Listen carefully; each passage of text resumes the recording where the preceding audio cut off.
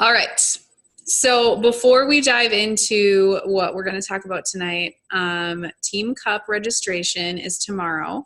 So if you have not commented on the post on the team page, please do so because we're going to throw some teams together and put them up. And then if more people want to join, a lot of us have spouse accounts that we can also sign up on a team to round out to make sure there's 5 on every single team. So we will make sure that everybody gets to participate that wants to. So if you want to participate in Team Cup, make sure you comment there. But okay. So I contemplated writing notes and jotting down bullet points. Alina and I are both going to be sharing tonight about a conversation that we had last week. I finally got to see her face to face. I'm sure you saw her picture on social media. It just warmed my heart so much.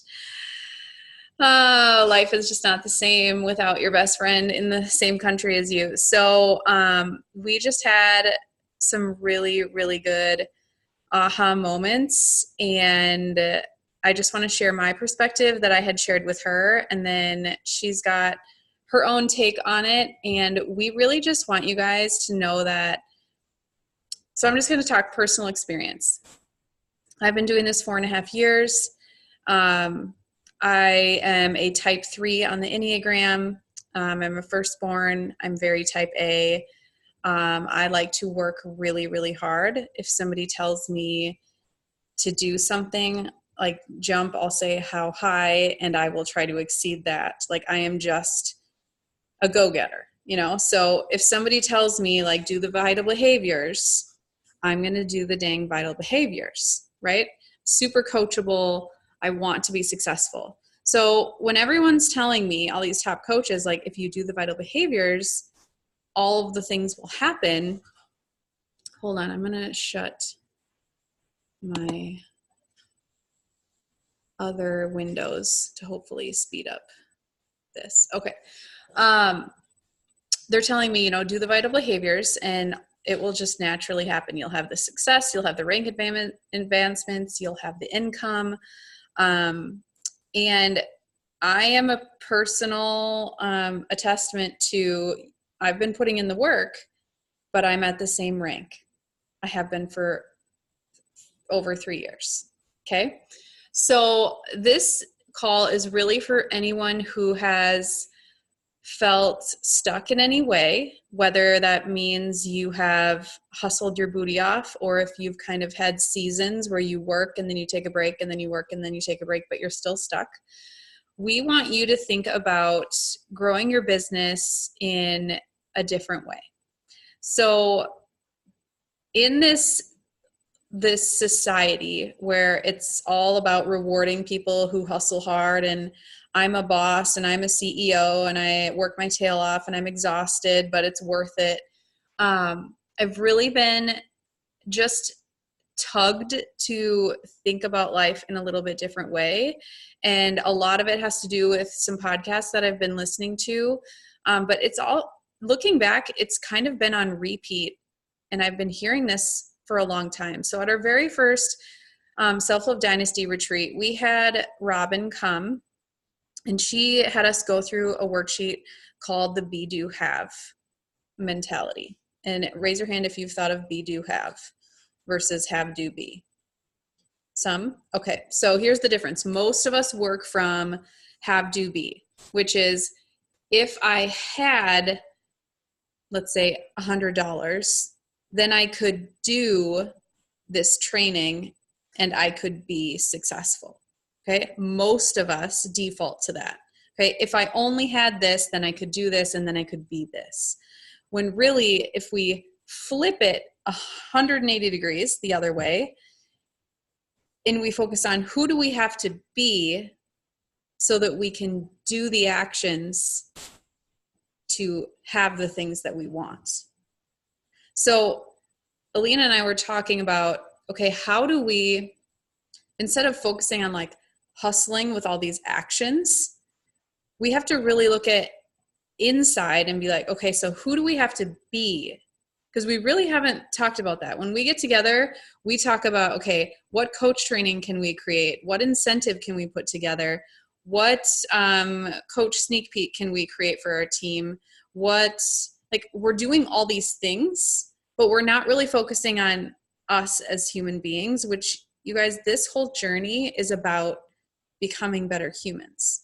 So if we focused on who do we have to be as leaders, who do we have to be as a health and fitness coach, what does that look like so that we can actually do the actions so that we can have what we want?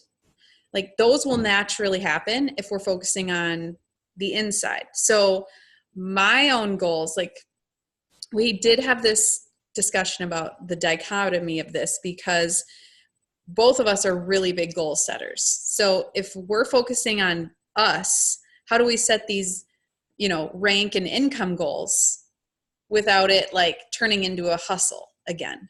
And I don't have a perfect answer for that. That's going to happen throughout 2020. That's my goal. But I can tell you that I have been practicing this for about a month, and I am done believing in coincidences. I told this to Alina. Since doing this, my business has totally changed. Who I am has totally changed. The way that I see the world, the way that I see my business. I have complete strangers reaching out to me out of nowhere, which is not a coincidence. I am changing who I am and how I show up in the world and how I see the world. And so it's attracting new people. I have discount coaches that have been enjoying the discount for years, suddenly reaching out to me saying, I kind of want to do this coaching thing.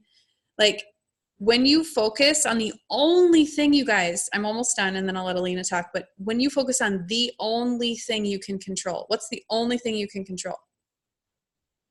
Yourself. That's it. I can't control, I can do a lot of busy actions. I can do those, and I will end up doing a lot of those things because of who I want to be. Those actions become natural so that I can then have the things that I want. But I can only control me. So I have to focus on, okay, who am I going to be as a leader? How is that going to look differently from what I've done for 4.5 years? That is going to then ripple effect into everything else that I want. So there will be seasons and moments of okay, I need to put my nose down and I need to get to work, but it's going to be so much more focused because I know who I have to be. And the girl that I want to be doesn't scroll on social media. Do you see what I mean? Focusing on that is going to make everything else fall into place. Maybe I should have taken notes because I feel like I'm missing things that I wanted to say, but I'll jot them down while Alina's talking. Yeah, I'm the same way. As you were talking, I was like, gosh, I feel like I have 10,000 thoughts rolling around in my mind. But basically, guys, this is like how our coffee conversations are when we get together. It's like kind of all over the place, but all really good stuff. So I have a lot of things that I'm just going to throw out there that kind of goes back to this whole idea of hustle and why I want to step back from the hustle and how I think it will improve life and business both. So when I was in Nigeria, so this isn't the first time I'm going to come on here and say I've thought about backing away from coaching, because I've been on here before and talked about that. But when I was in Nigeria, I had a serious conversation for the first time ever with Patrick about what should I do with coaching? I still love it. I'm still super passionate about it. I still earn an income with it. But the idea of hustle all the time, the idea of how I've always thought I'm going to be successful as a coach is not what I want anymore. And the idea of being tied to my phone constantly, and I'm kind of this all or nothing person. If I'm going to do it, I'm always on. My brain is always on. And I really struggle with shutting it off. So like when my family's home after school, after work, I still want to be working because that's just how I am. Like I want to be responding to messages. I love it. And so I always want to be doing it. But after a while, you start to hit that burnout period where it's like you're seeing it affect negatively in your family life. You're seeing it just burn out in general. Like I was starting to lose passion for things in the business that I've always loved.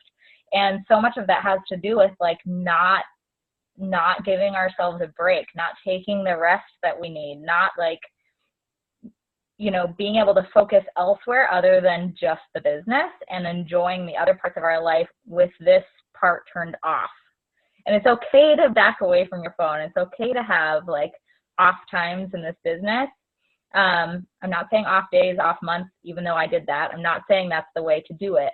But to be able to shut off your computer and your phone and to be able to take time to do other things and not be thinking about coaching, I think is what I want. And I wasn't sure. I mean, I messaged Andrea one day and I was like, I don't know what I want right now. I don't know if I'm going to continue coaching. I don't know, because I don't know how to be all in and not hustle and not be attached to my phone all the time and, you know, all of that.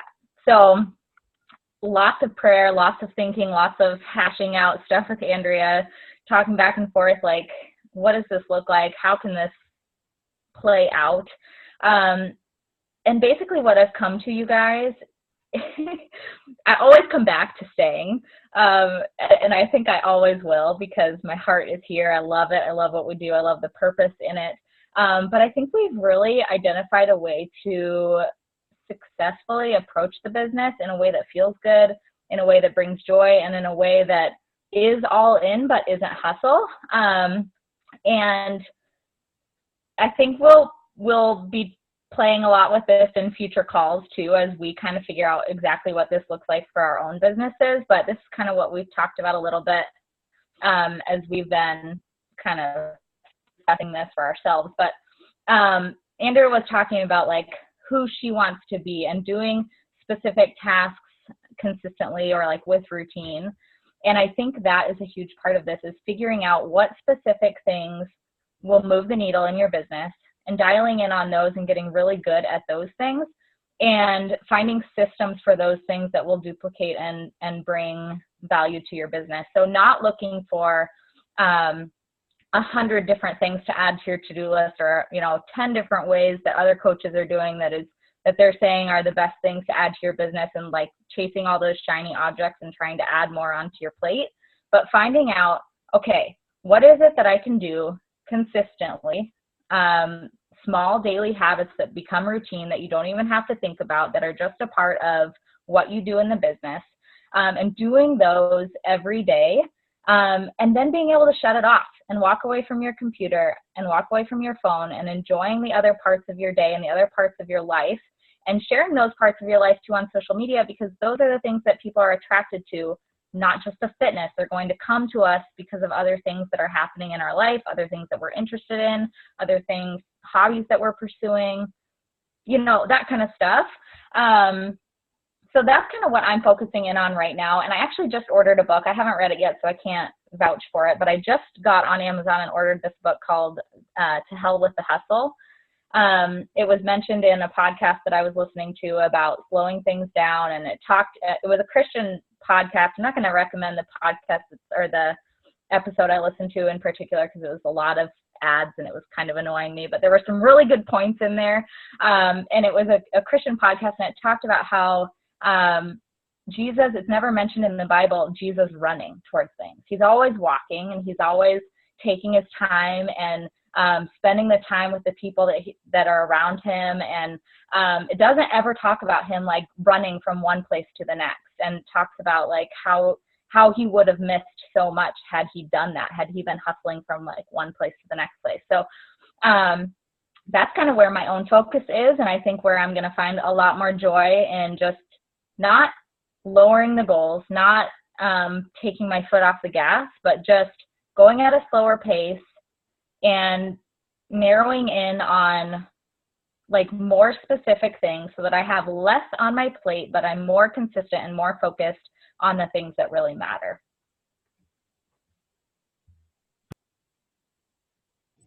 So I just want to piggyback on that because, like I said before, when Alina and I would get together, our goals are like 10 levels above where we are right now. So we're always like, okay, let's think way outside the box. And then we come up with these grandiose ideas and we spend hours and hours and hours creating something that ends up being great, like, you know, our Coach Basics emails or whatever. You know, we spend so much time creating videos, doing things. When you really look back on it, does that move the needle? No. What would have been more beneficial is if we get together for coffee and we're like, okay, let's find 10 people that we genuinely would be so obsessed about having in our accountability groups, and let's send them genuine messages while we're sitting here drinking coffee with each other. It's about zeroing in on finding the things that bring you so much freaking joy, like helping people reach their goals. Yes, for me, the shiny objects honestly are like creating things that I can disperse to the downline and make things easier and duplicatable. But that in and of itself isn't, in the long run, what brings me joy. Does that make sense? Like, in the long run, what brings me joy is a message from the girl who's like, I have so much confidence that I was able to ask for a raise at my job because of being in your accountability group. I can now fit into the pair of jeans that I've always wanted to fit into. Like, me creating something like a team training, yeah, it'll help like in short term, but I should be focusing on like lifting up and changing lives. Does that make sense? Like, I feel like I'm stumbling over all of my words. Honestly, it's going to be different for everybody. We don't want to come on this call and be like, you have to do what we're doing.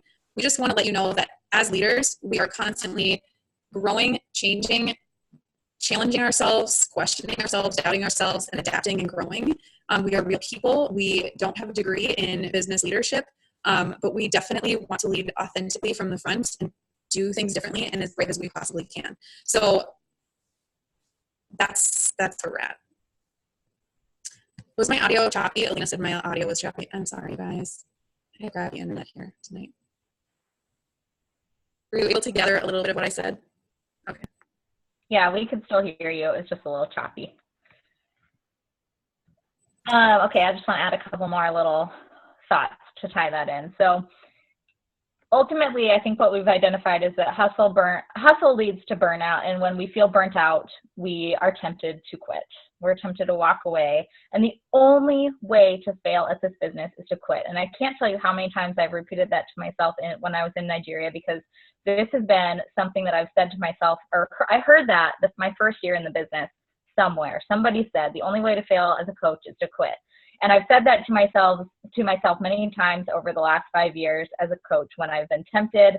And every time it turns back to, I'm just feeling burnt out with some part of this, some aspect of coaching, some way that I'm running my business. I'm just feeling that burnout. And when we feel the burnout, we want to get out. So watch that. And I think narrowing in on, what skills, who do you want to become? And then kind of getting your business around that and building your business around that. So Andrea and I both identified kind of what we wanted to focus on as far as ourselves, our personal being, our life, what we want to portray and who we want to be, and then our building our businesses around that. So my big focus this year is leadership. And so I've created my 2020 book list, personal development list around leadership. So I've got all different books that I'm planning on reading. I got a bunch of them on Audible this week based on that specific thing, and also slowing it down. So like I just ordered that book on hustle, but I think really identifying, what it is that you really want to work on, what do you want to become great at, and building those habits around it, because it's not how many different things can you do, how much time are you spending on the business. Like you hear coaches talking all the time about like, oh, I stayed up until 2 a.m. working on the business, and it's almost like they're bragging about it. I don't want to be that coach. I don't want to stay up until the middle of the night. I love my sleep. I don't want to be like doing this all the time. I want to find success doing this in, an accessible allotted amount of time that doesn't like take over my whole life and it doesn't burn me out. So finding the things that you can really, what skills do you want to hone in on, get your personal development around those things, get your consistent with your routine that is going to move the needle forward in your business, and then be able to turn it off. I think we just want to encourage you guys to simplify, because every single time I simplify and I literally focus on just the 4 vital behaviors, that's when the needle moves.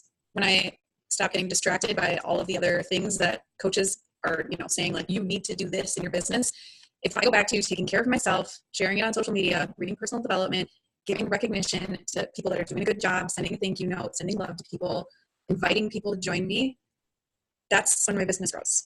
And then I can put my phone away after I've checked those things off. So we just want to encourage you to make 2020 a year of joy, a year of growth, a year about figuring out who you want to be. Because as you learn who you are and then steer that person into who you want to grow to be, that's when you start attracting the people that literally you can feel like that person's inside your head. I have already experienced this in just literally a month of waking up and practicing, okay, who do I want to be today? Who can I serve today? Instead of, okay, how many things can I check off my checklist before Mara gets up? It's a completely different life. And I just urge you guys, if you haven't, I talk about Jim Fortin all the time, but seriously, it blows my mind how backwards I've been living my life, focusing on all these external things. If I just focus on who do I want to be? Who do I want to be as a mom, as a follower of Christ, as a friend, as a wife? Who is that girl? I've felt lost for so many years. And when I focus in on the one thing that I can control, which is me, other things completely start opening up. And I'm like, why did it take me so long? So does anyone have any thoughts, any questions? Aha moments? So I was actually just listening to Angie Lee. I don't know what the number of her podcast was, but it was called like 6-Figure Content Creation Secrets, And she talked about the person speaking talked about how to be more intentional with your time and how like they do batch creation. And so like 2 times a month, she literally like makes sure she has 5 different outfits. She talked about the different expressions that she has, like when she goes into these different shoots, that she's not always happy, she is doing excited. And she like talked about not only having the outfit changes, but the go with your story or your posting. And then she also talked about I think it was like every Sunday night she sits down and kind of like does a batch creation. So she has all of her posts and stuff for the week. And then Saturday afternoon around 3 p.m., she completely stops Instagram altogether and takes a 24-hour leave, and then comes back and posts Sunday evening. And so even though she completely stepped away, did not look at anything on Instagram, it still shows up as she was active Saturday and she was active Sunday, but she took that total 24 hours away from social media altogether.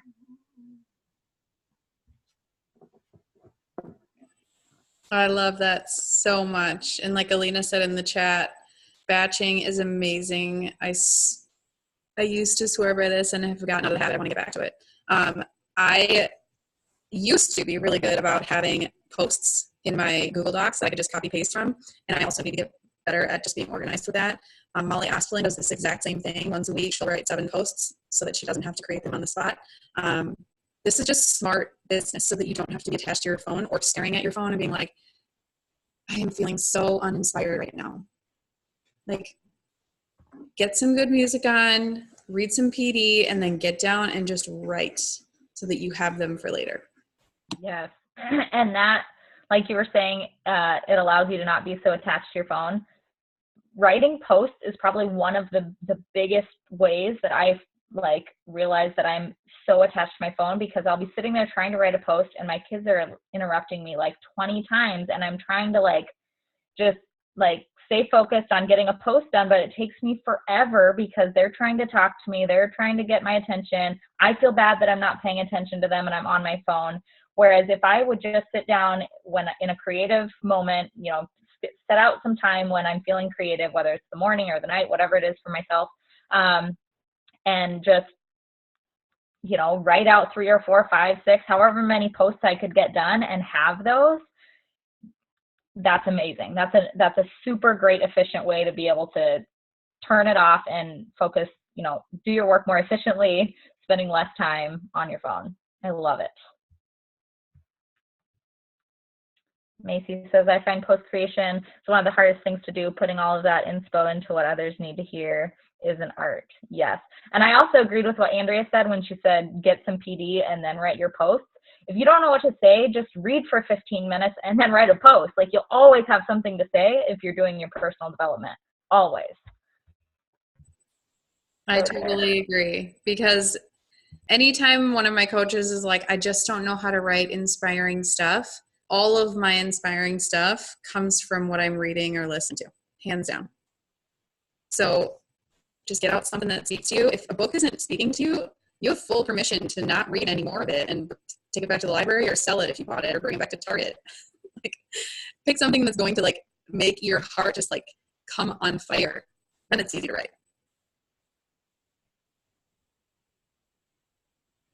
And I also love Amanda's idea in the chat about taking old posts and then just tweaking it. I do that all the time. In fact, if I am in a pinch, I will just go to my Instagram and just randomly scroll for a few seconds, find an old post that I liked. I was like, that was pretty good. I was feeling pretty inspired that day. And I will literally just copy paste it, change dates if I need to, and slap a current picture with it, and I'm done.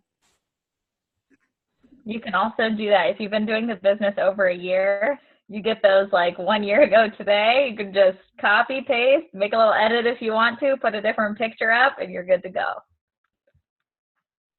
Definitely recycling those posts is a huge time saver. And most people aren't going to remember what you posted last month, let alone what, or last week, let alone last month. And if you're posting consistently, they're definitely not going to remember, what was said and whatnot. So definitely be reusing those. You spend so much time putting your thought onto paper, onto the screen for people to read.